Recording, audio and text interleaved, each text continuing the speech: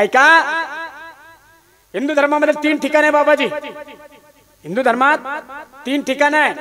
ऐका, एक ठिकाण देवाचं नाव घेतो पण टाळी वाजवत नाही. दुसरं ठिकाण टाळी वाजवतो पण देवाचं नाव घेत नाही. आणि तिसरं ठिकाण टाळ्या वाजवतो, देवाचं नावही घेतो. हिंदू धर्मामध्ये 3 ठिकाण आहे. पहिलं ठिकाण देवाचं नाव घेतो पण टाळ्या वाजवत. कोणतं ठिकाण माय? पहिलं ठिकाण देवाचं नाव घेतो बर का माऊल्यो, देवाचं नाव घेतो पण टाळी वाजवत. कोणतं ठिकाण? कोणतं ठिकाण? बोला ना त्या. मौत मौत अंतयात्रा, प्रेत यात्रा. गेला की नाही मौतीवर कोणाच्या? जातात की नाही मौतीवर? आता जायला लागलो महाराज. 2 वर्ष कोणीच कोणाच्या मौतीवर गेलं नाही.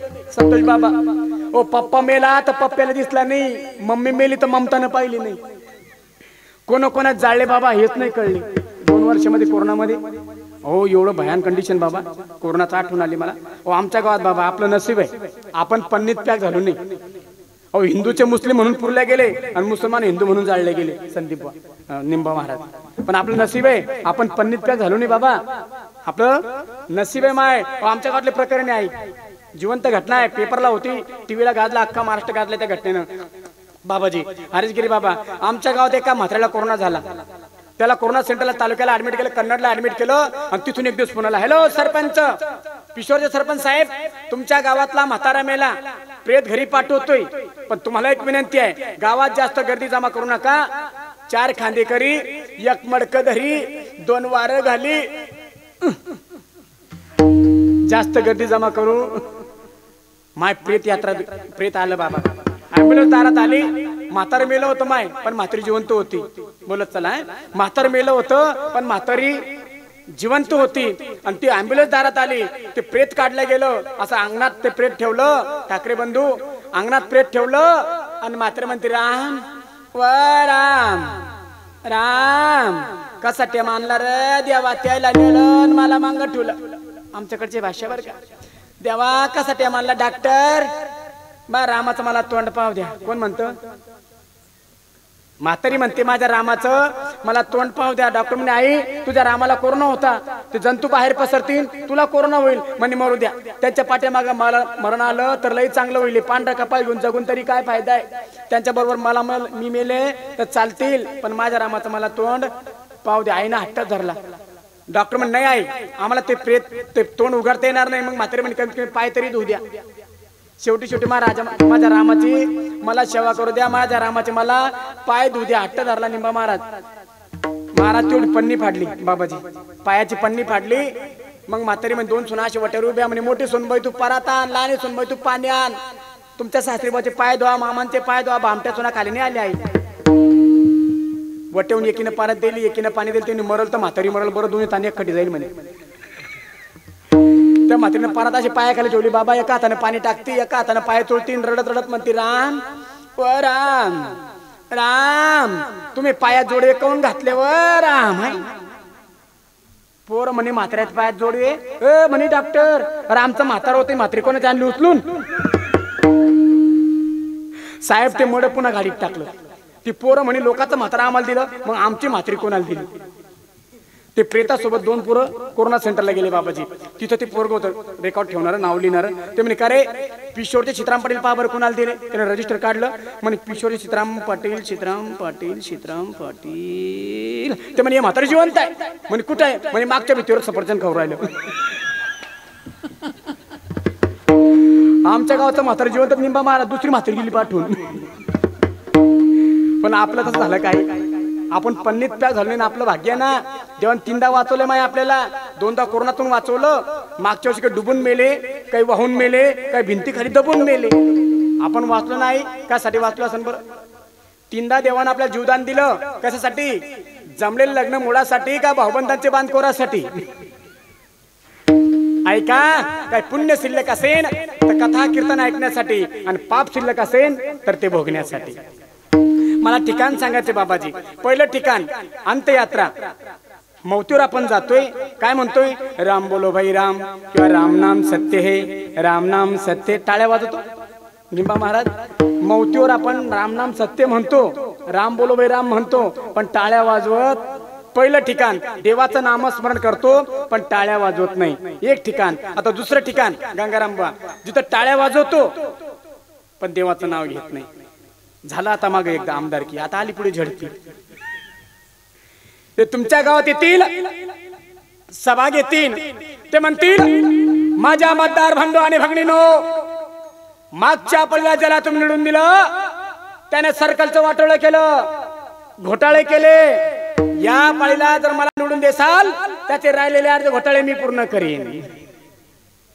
तुमच्या गावासाठी पूल बांधून देईन. लोक म्हणतात साहेब आमच्या गावाला नदीच नाही. ठीक आहे, आधी नदी मंजूर करील मग तिच्यावर पूल बांधीन. आपण टाळ्या वाजवतो माझ्या सभेमध्ये, देवाचं नाव घेतो. पहिलं ठिकाण गंगाराम महाराज देवाचं नाव घेतो, टाळ्या वाजवत नाही, अंत्ययात्रा. दुसरं ठिकाण टाळ्या वाजवतो, देवाचं नाव घेत नाही, राजकारणी लोकांची सभा. आणि तिसरं ठिकाण देवाचं नावही घेतो, टाळ्या वाजवतो, ते म्हणजे कथा, कीर्तन, हरिपाठ. मग वाजवा टाळी आणि करा भजन. विठ्ठल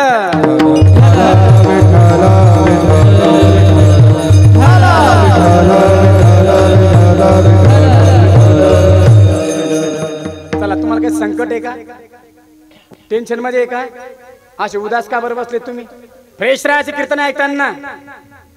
कीर्तन ऐकताना असं उदास बसू नका की तुमच्याच हरभऱ्यावर घाटाळी पडली, तुमच्याच कपाशीचं फरदाड गेलं, तुमचंच लय नुकसान झालं, असं नका बसू. अगदी फ्रेश. शेतकऱ्याने नाराज व्हायचं नाही. बचेंगे तो और भी लढेंगे बाबाजी, बचेंगे तो और भी लढेंगे. गई तो गई कपासी, हम गहू हरभरा पेरेंगे, लेकिन हिम्मत नाही हारेंगे. हिम्मत हारायचं नाही. फ्रेश, उदास बसायचं नाही.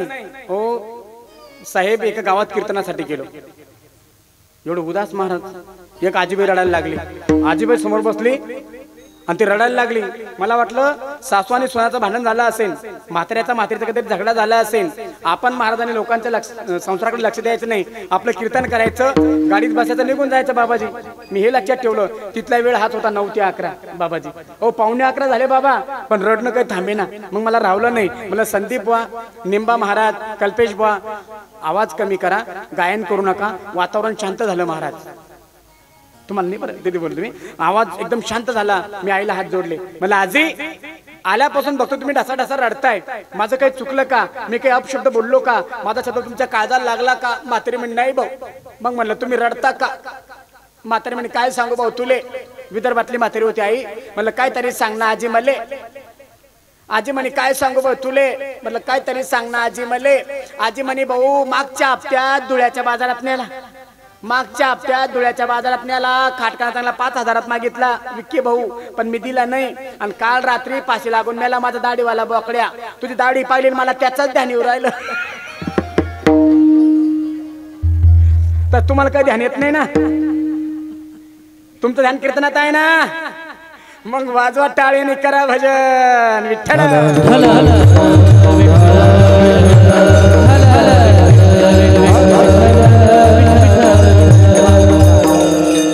अभंगाकडे वाटचाल आहे. आजच्या अभंग सुरत आवड या शब्दापासून आहे. आणि आवडता जर विषय पाहिला, या महिमंडलामध्ये भूमंडलामध्ये जगणाऱ्यामध्ये 3 वर्ग पडतात, 3 प्रकार आहे. एक देव, जीव आणि संत. सोपं सांगू, जगतात ते जीव, जगवतात ते देव आणि जागवतात ते संत. 3 प्रकार, 3 वर्ग आहे. आणि तिघाच्या और वेगळे आहे. निंबा महाराज प्रकार 3 आहे आणि आवड तिघांची वेगळी आहे. आता पहिली आवड पाहू आपण संतांची. संतांना काय आवडतं?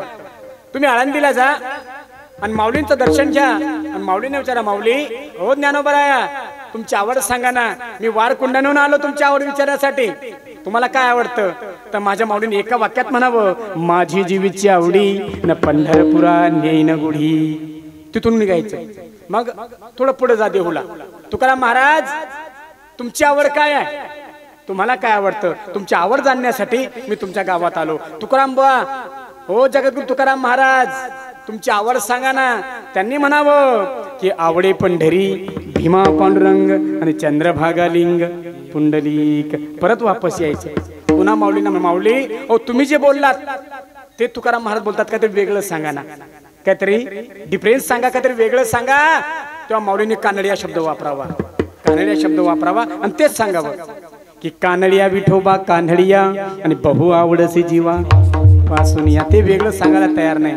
मग तिथून परत देऊला जायचं. महाराज तुम्ही जे सांगतात तेच बाबा सांगतात आणि बाबा जे सांगतात तेच तुम्ही सांगताय, काहीतरी वेगळं सांगा ना. महाराजने एकच म्हणावं की आवडे हे रूप गोजिरे सगुण आणि पाहता लोचन.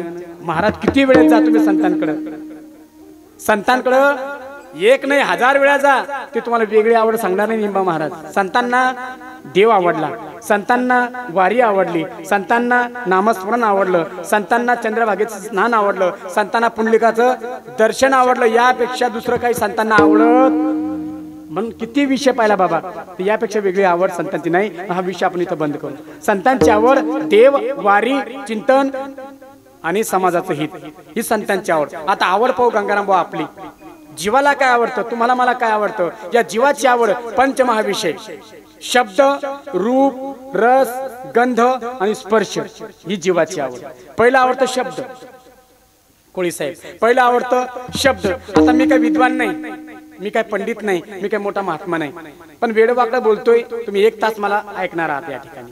बघा माझे शब्द तुम्हाला आवडतात म्हणून तुम्ही 1 तास या ठिकाणी बसणार आहात माझ्या समोर. ऐका, म्हणून शब्द आवडतात. हो तुकाराम महाराजांना ऐका ताई, तुकाराम महाराजांना माझ्या छत्रपती शिवरायांनी नजराणा पाठवला होता, तरी तुकोबारायांनी सांगितलं हे आम्हाला मृत्तिके समान आहे, हे आम्हाला माती समान आहे, हे परत घेऊन जा.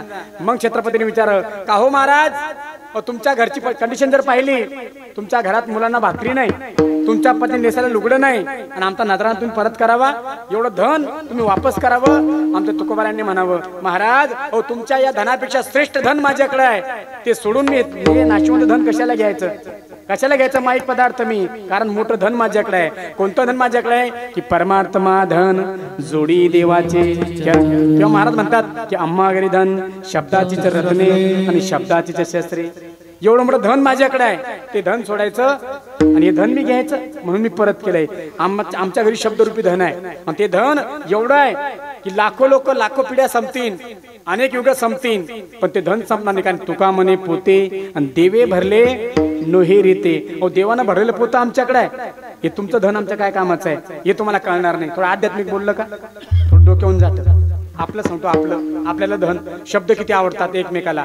ज्या मुला मुलीचं लग्न जमलंय, झालं नाही बरं अजून मित्रमंडळी, 8वा गुरु चालू आहे, गुढीपाडवा संपला की मग तारीख निघणार आहे. आता फक्त जमलंय त्यांना बघा ना काय आवडतं एकमेकाचं बोलणं. कल्पेश बा तुमचं झालंय का? झालं नाही अजून? लय सुखी आहे तुम्ही? या मला विचारा तुम्ही तिघांना काय कंडिशन आहे बाबा. ज्याचे झाले ना कल्पेश महाराज, ज्याचे लग्न झाले ना ते पस्तावू राहिले, ज्यांचं लग्न झालं ना ते पस्तावू राहिले बाबाजी, आणि त्यांचं राहिलं ते तरसू राहिले. दोन्ही दुःख त्याच्यावर सुखात कोणीच नाही. लग्न एवढी मोठं जखम आहे महाराज. ऐका, प्रत्येक गोष्टीला महाराज जखम झाल्यावर हळद लावतात, इतर जखम झाल्यावर हळद लावतात, पण लग्न एवढी मोठी जखम आहे ती होण्याच्या आधी हळद लावतात आणि अख्ख्या अंगाला लावतात, कारण जखम कुठे होईल सांगता येत नाही. म्हणून अख्ख्या अंगाला हळद लावतात. ऐका, माझा विषयीतून लांबला होता की ज्या मुला मुलीचं लग्न जमलंय, झालं नाही बरं अजून, पुढचं 2-4 महिन्यात त्यांचं लग्न आहे, बघा त्यांना काय आवडतो एकमेकाचं बोलणं. किती आवडतं महाराज. तुम्ही सकाळी मला फोन केला, हॅलो कृष्ण महाराज केव्हा येणार आहे, रात्री कुठे होते, बरं मग ठेवू का, 1 मिनिटामध्ये काय म्हणतो बाबाजी आपण ठेवू का. हो सकाळी मला गंगारामांचा फोन आला, बाबा तुम्हाला उपवास आहे का, काय व्यवस्था करायची, लवकर या, बरं मग ठेवू का. 1 मिनिटात काय म्हणतो साहेब आपण ठेवू का. रात्रभर बोलतो, ज्यांचं लग्न जमलं तो रातभर बोलते. काय बोलत असतील बरं एवढं मोठं, रोज रात्री फोन लावतो एकमेकाला, ते रात्र बोलते. पाहून ते काय बोलते, हॅलो जेवली का, झोपली का, मम्मी कुठे आहे, पप्पा कुठे, हो 5पणा तोच. दुसरं काय बोलतील बाबा. अहो आमच्या गावातली कंडिशन नेमबा मला सत्य घटना आहे. आमच्याकडे आता एक प्रथा चालू झाली महाराज, 7 ते 9 कीर्तन असतं बाबाजी, आणि 9 ते 11 पंगत असते. अख्ख्या गावाला पंगत राहते, आमच्याकडे छोटे छोटे गाव आहे, अख्ख्या गावाला पंगत, 7 ते 9 कीर्तन आणि 9 ते 11 पंगत असते. हो 7 ते 9 कीर्तन संपलं, 10 वाजता मी घरी आलो महाराज.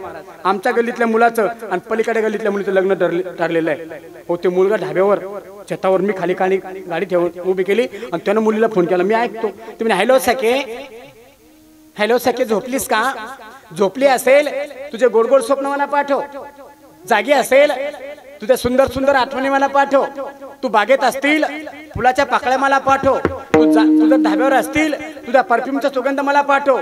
पोरगी म्हणे मी भांडे घासू राहिले, खरगट पाठवू का?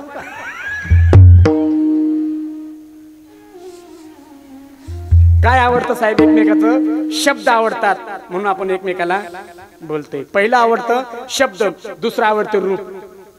पहिलं आवडतं शब्द, दुसरं आवडतं रूप. आता रूप किती आपल्याला आवडतं बघा, रूप किती आवडतं, पण कोणतं रूप आवडावं जेणेकरून कल्याण होईल? अरे कल्याण ज्या रूपानं होणार आहे महाराज ते रूप आपल्याला आवडत नाही. आणि ज्या रूपामुळं नाशवंत रूप जे आहे आई साहेब ते आपल्याला आवडतं. बघा तुमचं माझं रूप महाराज हे टिकणार आहे का? आणखीन 5 वर्ष तुम्हाला या गावात बोलवा, माझी दाढी पांढरी होईल, माझे एक चष्मा डोळ्यावर असेल, दात पडलेले असतील, हे रूप ढळणार आहे बाबा. तुमचं माझं रूप ढळणार आहे पण ते रूप आपल्याला आवडतं. बघा तुम्ही, तुमचं आमचं रूप खरं आहे का? ज्या रूपावर आपण प्रेम करतो दीदी, हे रूप खरं आहे का? खरं आहे? हे रूप खरं नाही, हा खोटा मेकअप आहे बाबा. खरं रूप कोणतं आहे? कुठलाच मेकअप न करता सुंदर दिसतात ते खरं रूप. कुठलेच चांगले वस्त्र अंगावरनं परिधान करतात ते सुंदर दिसतात ते खरं रूप. कुठला दागिना अंगावरनं घालतात ते सुंदर दिसतात ते खरं रूप. आणि ते रूप माझ्या पांडुरंगाचं आहे.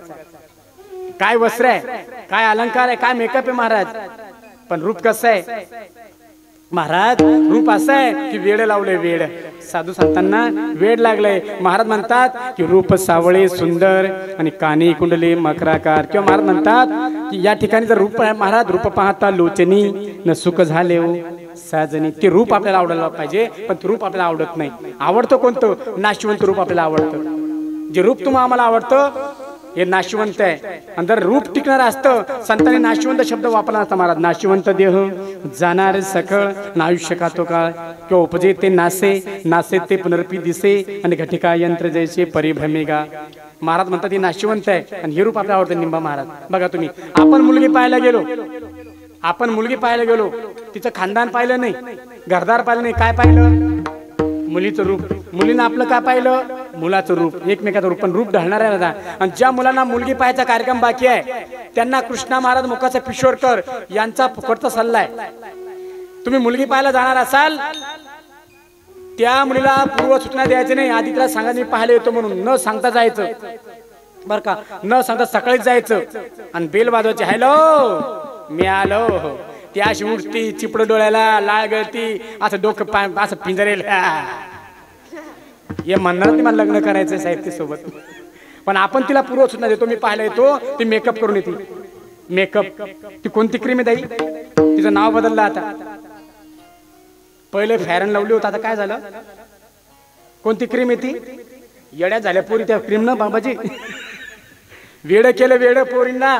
ती क्रीम कशी आहे माहिती आहे का? क्रीम साहेब क्रीम कशी आहे? फेअर अँड लवली रोज रोज लावली ऐका, फेअर अँड लवली रोज रोज लावली, मुलगी दिसते सुंदर बावली, तीच मुलगी मुलाला दावली, मुलगा म्हणतो मला श्रीदेवी पावली. पुढे ऐका, मग त्या दोघांची लग्न लावली, मग त्या दोघांची लग्न लावली. फेअर अँड लवली 2 दिवस नाही लावली, कशी दिसते मावली? जशी काळी मांजर चावली.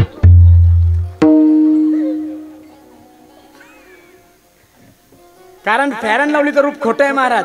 ते रूप ढळणार आहे. त्या रूपावर प्रेम करून फायदा होणार नाही. हो आमच्या गावातलं उदाहरण सांगतो महाराज. या रूपावर गर्व करू नका.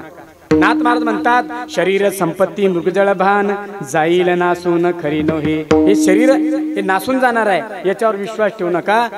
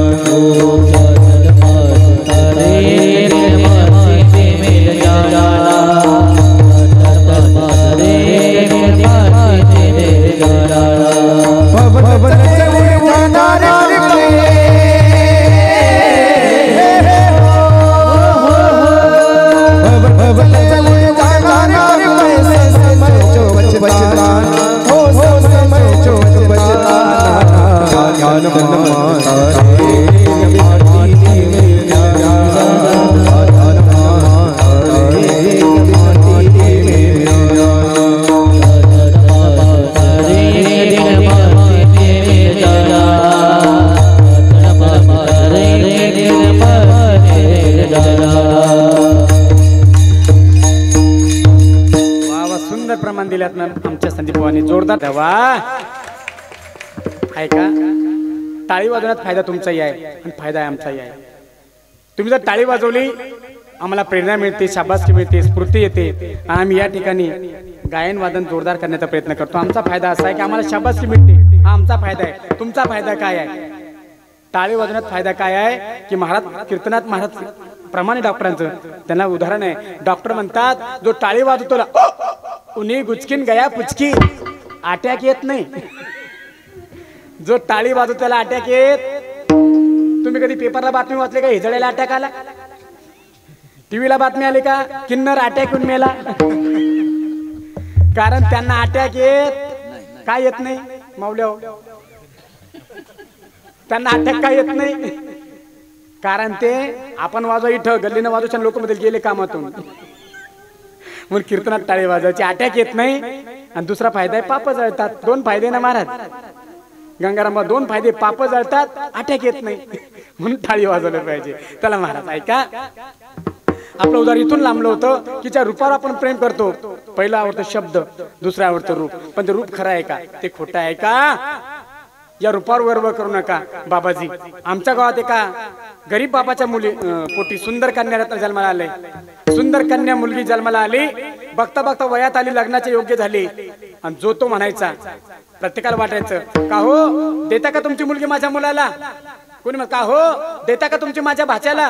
का हो देता का तुमची माझ्या पुतण्याला? आणि बापाला गौरव चढलाय. बाबा तुम्ही माझ्या मुलीसारखी मुलगी अख्ख्या कन्नड तालुक्यात नाही. गंगाराम महाराज तो म्हणायचा माझ्या मुलीसारखी मुलगी अख्ख्या कन्नड तालुक्यात नाही. असं वाटतंय जणू की स्वर्गातली अप्सरा माझ्या घरी आली. मला माझी मुलगी द्यायची आहे पण जावई लय शिकेल पाहिजे. काय म्हणत साहेब तो, मला मुलीचं लग्न करायचं आहे पण जावई लय शिकलेला पाहिजे. पण किती शिकले त्याला माहित नव्हतं, कारण ते होतं अंगठे बहादर. त्याला डिग्री वगैरे काहीच माहित नव्हतं. फक्त एकच मला मुलगी द्यायची आहे पण जावई लय शिकलेला पाहिजे. आणि ही बातमी गेली कलेक्टरच्या कानावर. एक दिवस कलेक्टर आले, तुमचा गरीब का अशा पण मुलगी सुंदर आहे का हो? राम राम राम राम. गणपत पडले आपणच का? हो मीच. तुमच्याकडे मुलगी लग्नासारखी आहे ना, देता का मला? म्हणे तुम्ही कोण आहे? म्हणे कलेक्टर. ते म्हणे कलेक्टर म्हणजे काय? तुम्ही जिल्हाधिकारी. म्हणे तुमच्यापेक्षा मोठा शिकेल नाही कोणी एखादा. पा बाबाजी कलेक्टरला त्यांनी नाकारलं, तुमच्यापेक्षा मोठा शिकलेला नाही का? त्याने परत केला, कलेक्टर परत केला. आणि ही बातमी गेली आपल्या घाटीचे बॉस त्यांच्या कानावर. ते म्हणतात त्याला गरीब का असे ना पण मुलगी सुंदर आहे. ते आले एक दिवस, हॅलो राम राम राम राम. गणपत पाटील तुम्हीच का? हो मीच. तुमच्याकडे मुलगी आहे विवाहासारखी, विवाह योग्य आहे ना, देता का मला? म्हणे तुम्ही कोण आहे? म्हणे डॉक्टर. म्हणे सर्दी पडशाची? ओ एअरपोर्ट सर्दी पडशाचं नाही, 10,000 डॉक्टर माझ्या हाताखाली कामाला आहे. मी बॉस आहे घाटीच्या धुळ्याच्या. म्हणजे तुमच्यापेक्षा मोठा शिकेल नाही कोणी एखादा. साहेब त्यानं कलेक्टर वापस केला, त्यानं घाटीचा बॉस वापस केला. आणि ही बातमी गेली बकऱ्या चारणार पोराच्या कानावर. बकऱ्याच म्हणतात तुमच्याकडे? बकऱ्या चारणार, शेळ्या चारणार पोरग ते होतं 4थी नापास. त्याच्या कानावर बातमी गेली. ते म्हणे आपण ट्राय करायला काय हरकत आहे? ट्राय करून पण म्हणे जमलं तर जमलं वा. कलेक्टर वापस गेला, डॉक्टर वापस गेला. आपल्याला काय अपमान वाटायचा आहे? महाराज ते होतं 4थी नापास निंबा महाराज. पण ते माइंडेड होतं सर, ते लय हुशार होतं. त्या भाड्यानं भाड्याचा कोट घेतला. कळले तुम्हाला? भाड्याचा कोट घेतला. आता माझा सूट बूट टाय लावला. आणि हा हायवे ना कोणता आहे? सुरत ते ना आपला हा जो मेन हायवे, या हायवेला जाऊन उभं राहायला सरतो. असं पुढं आपल्या गणपती मंदिर आहे ना तिथं उभं राहायला. 2 टेम्पो आपले धुळ्यावरून भरले आणि चालले पुढे गुजरातला. रद्दी हो, दुसरं काही नाही. निंबा मारा रद्दी. टेम्पो रद्दी भरले, 2 टेम्पो गुजरातला चालले. धुळ्यावरून भरले गुजरात चालले. थांबा. ते घाबरतो नाही, आरटी तर नसेल. ड्रायव्हर म्हणे एकमेकाला आरटी तर नसेल. साहेब काहीच नाही सर. सर रद्दी आहे सर गाडीमध्ये. दोन्ही टेम्पो साईडला घ्या. साहेब काहीच नाही सर. सर रद्दी आहे सर. सर आमचा मालक लय खतरनाक आहे सर. जर उशीर झाला ना आमची नोकरी जाईल सर, आम्हाला दंड होईल सर. चोप साईडला लावा गाड्या. साहेब काय 1500 घ्या ते घ्या साहेब, पण गाड्या सोडून द्या साहेब. लय मोठं नुकसान होईल आमचं. आमचा मालक नोकरीवर काढून टाका. चोप 1500 तुम्हा दोघाला 1,000 रुपये देईन. म्हणजे कशाबद्दल? फक्त 1 तास 1 घंटा हे टेम्पो माझ्या सोबत घेऊन चाला. तुम्ही 1 घंटा भरवतो ना सण, नगदी पैसे घ्या. त्यांना 1000 काढले, 2 ड्रायव्हर दिले, पण जाऊ दे ना 1 तास. अरे काय होतं म्हणे, 1000 भेटते ना, चला म्हणे. बाबा ते 2 टेम्पो पाठी माग याने पुन्हा कार घेतली भाड्यानं. त्या कार मध्ये हा बसला म्हणे फॉलो मी, कमान फॉलो मी. हा कार मध्ये बसला सर, 2 टेम्पो पाठी माग. तिथं मुलगी होती महाराज लग्नासारखी, तिथं टेम्पोने उभे केले, घराकडे फाळके केले, तोंड तिकडे केले, आणि हा गेला. Hello Ganpat Patil, I am Raju. तुमची पोरगी लग्नासारखी आहे, तुम्ही मजे जावा आणि तिला बाहेर पाठवा. मला तुमची मुलगी दाखवा, मला लग्न करायचे आहे. म्हणे तुमचं शिक्षण, ए ड्रायव्हर दे फाळके खोलून द्या, फट्टावर करा. म्हणे माझं शिक्षण 2 टेम्पो. जेव्हापासून मला कळलं तुम्हाला शिकलेला जावाई पाहिजे, तेव्हापासून डिग्र्या जमायला सुरुवात केली. 3 टेम्पो भरले, 1 घरी उभा केला, 2 सोबत आणले. म्हणे गावातले शिकलेले पोरं रोजाने लावा आणि 1-1 कागद वाचून पावा. तुम्ही बापरे एवढे 2 टेम्पो वाचायला 6 महिने लागतील. अरे दिली म्हणे तुला पोरगी. गंगाराम महाराज नक्की झालं, सुपारी फुटली, लग्न लागलं आणि घेऊन गेलं मुलगी. कोण? बकऱ्या चालणार पोरगी घेऊन गेलं बाबाजी. मग कलेक्टरला कळलं आणि त्याने फोन केला, हॅलो गणपत पाटील, मुलीचं लग्न लागलं? हो लागलं ना. जावई किती शिकेल भेटला? ते म्हणे 2 टेम्पो. सासूला एवढा आनंद झाला महाराज, सासूबाई अख्ख्या गावात उड्या मारायचे, माय माझ्या सोनीचं कल्याण झालं, माझ्या लेकीचं कल्याण झालं, माझ्या लेकीला लय जावई शिकेल भेटला माया मला. बाया म्हणे किती शिकेल तुमचं जावई? ती म्हणे 2 टेम्पो. अख्ख्या गावात बातमी पसरली, 2 टेम्पो शिकेल जावई, 2 टेम्पो शिकेल जावई. आणि पुढे आला धोंडा. संतोष बाबा पुढे आला, धोंडा होता तुमच्याकडे धोंडा. जावई जेव घातले की नाही सासूबाई? ज्या ज्या सासूबाईने जावयाना जेव घातलं त्यांना स्वर्गात जागा भेटणार आहे. एका गावात हेच बोललो महाराज मी. एक म्हातारी उठली म्हणे, महाराज ओ कृष्णा महाराज, मला स्वर्गात जागा भेटल का नाही भेटल? म्हणलं काऊन माय, तू जावई जेव घातला नाही का? तुझ्याकडे पैसे नव्हते का? जावायचं काही भांडण होतं का? म्हणजे सर्व होतं महाराज, पैसे होते, सगळं होतं. जावायला 1 दिवस फोन केला, जावाई बापू जेवायला या. जावाई बापू संभाजीनगरला ड्युटीला आहे. म्हणलं जावाई बापू रविवार पाहून तुम्ही जेवायला या, गोड जेवण बनवते, तुम्हाला 5 ग्रॅमची अंगठी करते, लेकीला साडी घेते, पण जावाय जेवायला या.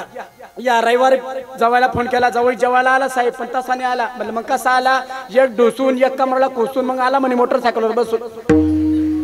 जसा चोपड्या सडचून सटाकला आणि खिरीच्या भगवण्यात जाऊन पटकला. जसा मोठ्या पोरांना कालडण घाटीत धाडलं, जवायचं तोंडात झालं. माझी लेक म्हणे मला धोंडाला येणंच नाही झाला, बिना जवाई जेवाचा तसाच वापस गेला. मग मला स्वर्गात जागा भेटेल का नाही भेटेल? मग मी म्हणलं माय, जे जवायला घेतलं होतं ते कृष्णा महाराजांना देऊन टाक. मी देवाला सांगेन म्हात्रीला स्वर्गात जागा दे. ज्या ज्या सासूबाजी जवाई बिना जेवणाचे गेले असतील, मी अजून 1 तासभर आहे इथं गावामध्ये, काही द्यायचं असेल देऊ शकता. चला माय पुढे आला धोंडा. अख्ख्या गावात बातमी पसरली, 2 टेम्पो शिकेल जावई गावात येणार आहे. अख्ख्या गाव घरी राहील महाराज, काम बंद करून. महिला मंडळ म्हणे माय काम रोजच आपल्याला, पण 2 टेम्पो शिकेल जावई पाहायला भेटन का? अख्खं गाव घरी राहिलं संतोष बाबा. आणि जावई आला, कार मधून उतरला, एवढी धावपळ, आच्छरदानी मच्छरदानी, 10-5 माणसं तानातानी, कोणी बिस्लेरी आणतं, कोणी फॅन लावतं, कोणी थम्सअप आणतं, कोणी फॅन चालू करतं, कोणी एसी चालू करतं. जावई पलंगावर जाऊन बसला साहेब, जावई पलंगावर जाऊन बसला. आजची गल्लीगज भरली, पण जावयाच्या सासऱ्याने ट्रॅक्टर घेतला होता हप्त्यावर, पण फायनान्सचे हप्ते भरले नव्हते बाबा. 10 हप्ते थकले आणि बँकेने नोटीस पाठवली, फायनान्स कंपनीनं नोटीस पाठवली. पोस्ट म्हणून बाबाने नोटीस मागच्या बाईकडे दिली. ते बहीण ते पाकिट घेतलं, अशी फोडायला लागली. तर सासूबाईने पाहिलं, ओय तुला काय येतं ग, तू 10वी नापास आहे? ते पॉकेट पुढान पुढान पुढान माझा जावई वाचून दाखवल, कारण माझा जावई लय शिकलेला आहे म्हणे. किती शिकलेला आहे तो? 2 टेम्पो शिकलेला आहे माझा जावई. ती नोटीस हातोहात जावयाच्या हातात पोचली बाबा. जावयाने ते पाकिट फाडलं गंगाराम बा, अशी नोटीस बाहेर काढली, समोर धरली, जावई रडायला लागला.